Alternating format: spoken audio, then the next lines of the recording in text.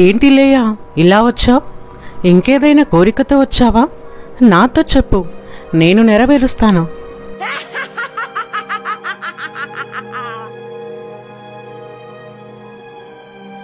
కోరిక కాదు, నువ్విచ్చిన మందు అసలు పని చేయట్లేదు. ఏంటి? అలా ఎప్పటికీ జరగకుండా ఉండదు, తప్పకుండా పని చేస్తుంది.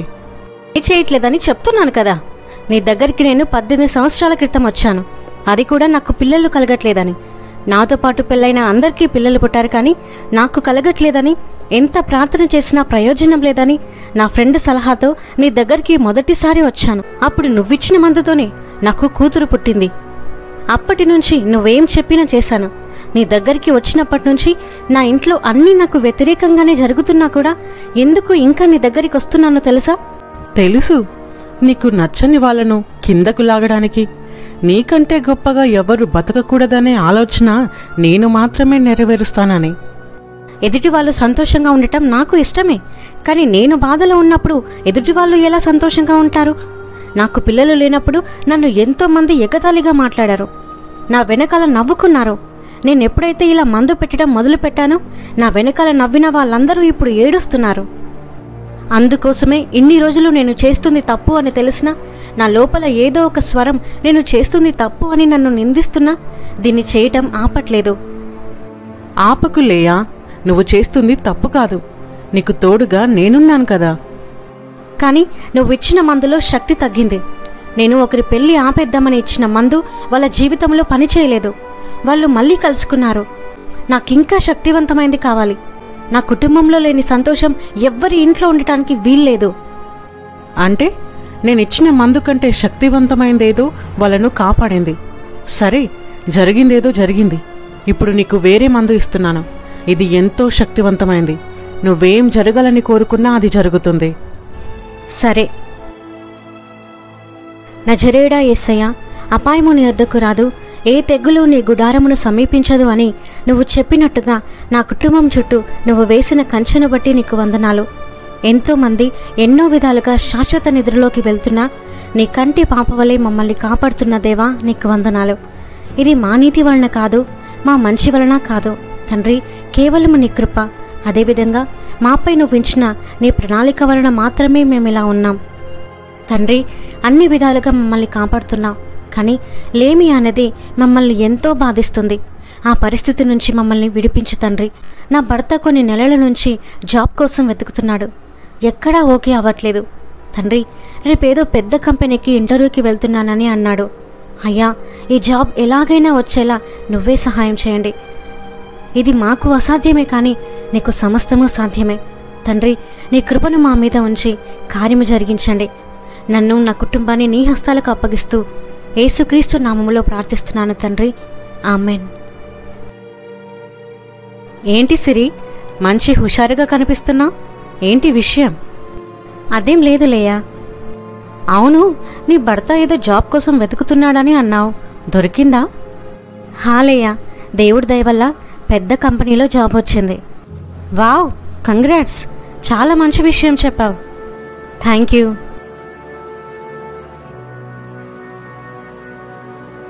కంగ్రాట్స్ జాయ్, నీకు జాబ్ వచ్చిందంట కదా.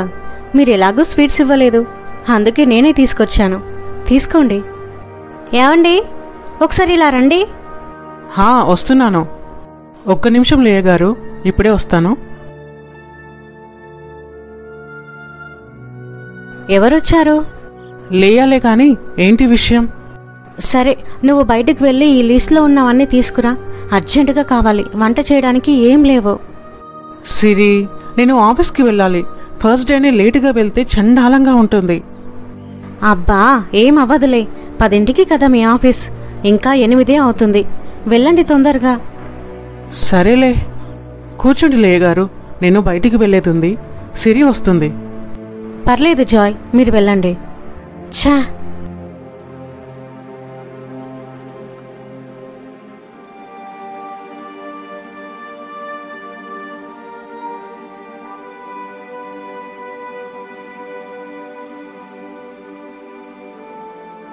ఏంటి ఇది కలనా?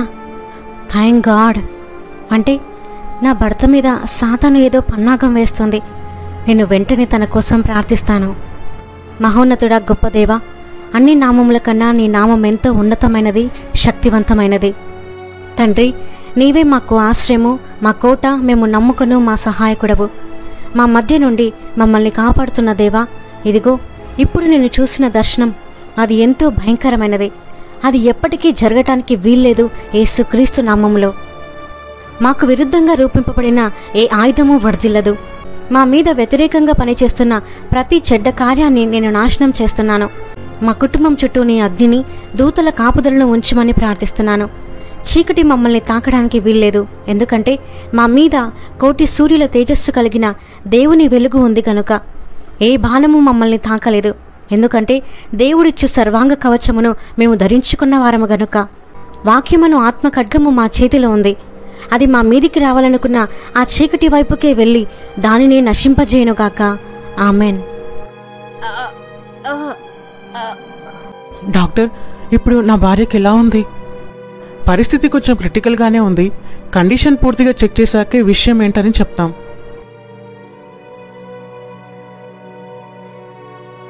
నన్ను కాపాడు. నాకు చచ్చిపోవాలని లేదు. దయచేసి నన్ను కాపాడు.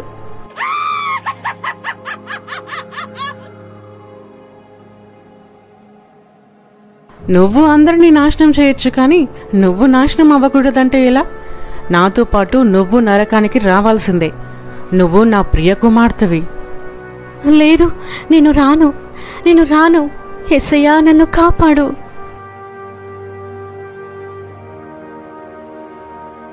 లేయా, ఏమైంది? అలా ఉలిక్కిపడ్డావు? ఇప్పుడు నీకు ఎలా ఉంది? ఏం లేదండి, ఏదో కళ. ఇప్పుడు బానే ఉన్నాను. చూసావా లేయా, ఒకరు నాశనం అవ్వాలని మనం కోరుకున్నప్పుడు అది మొదటగా మన మీదే పనిచేస్తుంది. జీవమరణములు నాలుక వశము. నువ్వు నీ నోటితో ఒకరు బాగుపడాలని కోరుకున్నా, లేదా ఒకరు చెడిపోవాలని కోరుకున్నా, మొదటగా అది మన జీవితంలో జరుగుతుంది. నువ్వు ఆశీర్వదిస్తే ఆశీర్వాదం నీ తల మీదికే వస్తుంది. నువ్వు శపిస్తే శాపమే నీ తల మీదికి వస్తుంది. ఒక వేలు ఎదుటి వాళ్లపై చూపిస్తే 4 వేళ్లు మన మీదికి చూపిస్తున్నట్టే, ఒకరు బాగుపడొద్దని కోరుకుంటే 4 విధాలుగా నష్టం కోరుకున్న వాళ్లకు తగులుతుంది. పాపము చేయవాడే మరణము నందును. తండ్రి యొక్క దోషశిక్షను కుమారుడు మోయటలేదని కుమారుని దోషశిక్షను తండ్రి మోయడు. నీతిపరుని నీతి ఆ నీతిపరునికే చెందును, దుష్టుని దుష్టత్వము ఆ దుష్టునికే చెందును. మనకు పిల్లలు పుట్టక మనం బాధపడుతున్నప్పుడు మన కోసం సంఘమంతా ఎంతో భారంతో ప్రార్థన చేశారు. సంఘంలో ఉన్న ప్రతి ఒక్కరి క్షేమం కోసం ఉపవాసం ఉన్నారు. దైవ స్వభావం అంటే అది. నీకు కూతురు ఉంది, దాన్నెవరైనా నాశనం అవ్వాలని కోరుకుంటే నువ్వు తట్టుకోగలవా? ఒకరు బాధపడుతుంటే ఓర్వలేవు. కాబట్టి మన జీవితంలో ఫలింపు లేదు. దేవుడిచ్చిన ముఖ్యమైన ఆజ్ఞలలో 2వది నిన్ను వలె నీ పొరుగు వారిని ప్రేమించు అని. నువ్వు దానికి వ్యతిరేకంగా ఉన్నావు. దేవుడు చేసిన ఏ కార్యం నీకు గుర్తులేదు. ఎంతసేపు ఎదుటివాళ్ళు ఎలా ఉన్నారని నీ ఆలోచన. యుగయుగాలు ఈ లోకంలోనే ఉంటానని అనుకున్నావా? నిత్య నరకం ఉంది. అది సాతానుకు దాని అనుచరుల కోసం ఎదురు చూస్తుంది. సాతాను ఒకరు బాగుపడితే చూడలేదు, వాళ్ళ నాశనం కోరుకుంటుంది. దానిలా ఆలోచించే ప్రతి ఒక్కరూ సాతాను అనుచరులే. లోపల కుళ్ళు కుతంత్రాలు పెట్టుకొని దైవభక్తితో ఎంత ప్రార్థన చేసినా, ఎన్ని గంటలు దేవుని సన్నిధిలో కూర్చున్నా అది దేవుని సన్నిధికి చేరదు. సమాధానంతో తండ్రి అని పిలిచినా ఆకాశము నుంచి గొప్ప వెలుగు నీకోసం దిగుతుంది. నన్ను క్షమించండి, నాకిప్పుడు అర్థమవుతుంది. అయినా నాకు క్షమాపణ లేదు. నేను నరకానికే వెళ్తానేమో. నేను చేసిన తప్పులు క్షమించలేనివి. ఆ దేవుని క్షమించమని అడిగే రైట్ కూడా నాకు లేదు. నేను చాలా పెద్ద తప్పులు చేశాను. నువ్వు నిజంగా మార్పు చెందితే క్షమాపణ వేడుకో. దేవుడు తప్పకుండా క్షమిస్తాడు. యెహెజ్కేలు 11:21. అయితే దుష్టుడు తాను చేసిన పాపములన్నిటినీ విడిచి నా కట్టడలన్నిటినీ అనుసరించి నీతిని అనుసరించి న్యాయము జరిగించిన ఎడల అతడు మరణము నొందడు. అవశ్యముగా అతడు బ్రతుకును. అతడు చేసిన అపరాధములలో ఒకటియూ జ్ఞాపకములోనికి రాదు. అతని నీతిని బట్టి అతడు బ్రతుకును. దుష్టులు మరణము నందుట చేత నాకేమాత్రమైన సంతోషము కలుగునా? వారు తమ ప్రవర్తనను దిద్దుకొని బ్రతుకుటయే నాకు సంతోషము. ఇదే ప్రభువగు యెహోవా వాక్కు. కాబట్టి నువ్వు నిజంగా మారితే దేవుని దగ్గర క్షమాపణ వేడుకో. దేవా, నన్ను క్షమించు. నేను చాలా పాపాలు చేశాను. సాతాను మాయలో పడి వాడి అనుచరునిగా మారాను. గర్భఫలము లేదని చర్చికి వెళ్ళడం ఆపేశాను. అక్కడికి వెళ్ళినాకనే నేను గర్భం దాల్చానని అనుకున్నాను. నా నింద తీసివేయబడిందని అనుకున్నాను. కానీ సంఘమంతా నా కోసం ప్రార్థన చేశారని నాకు తెలీదు. నేను బాగుపడాలని వాళ్ళు నా కోసం ప్రార్థన చేస్తే వాళ్ళు నాశనం అవ్వాలని నేను కోరుకున్నాను. నన్ను క్షమించు తండ్రి. ఇంకెప్పుడు ఆ దారిలోకి వెళ్ళను. నాకు ఇంకొక్క అవకాశం ఇవ్వండి. నన్ను హింసించే వారి కోసం కూడా నేను ప్రార్థిస్తాను. ఒకరు నాశనం అవ్వాలని ఇంకెప్పుడు కోరుకోను. నన్ను కాపాడు. నన్ను ఈ పరిస్థితి నుంచి విడిపించు. నీ రక్త ప్రోక్షణ కిందికి వస్తున్నాను. నన్ను కడిగి చీకటి అగాధ లోయల నుంచి నన్ను బయటికి తీసుకురా. నీవే నాకు దిక్కు, నీవే నాకు ఆశ్రయము. నిన్నే నమ్ముకుంటున్నాను. నిన్ను తప్ప ఇంకా దేనిని వెంబడించను. నన్ను క్షమించు తండ్రి. She is all right. రేపే డిశ్చార్జ్ చేస్తాం. Thank you doctor. Thank you దేవా. Thank you so much. ఇంకా ఈ జీవితం నీ కోసమే తండ్రి.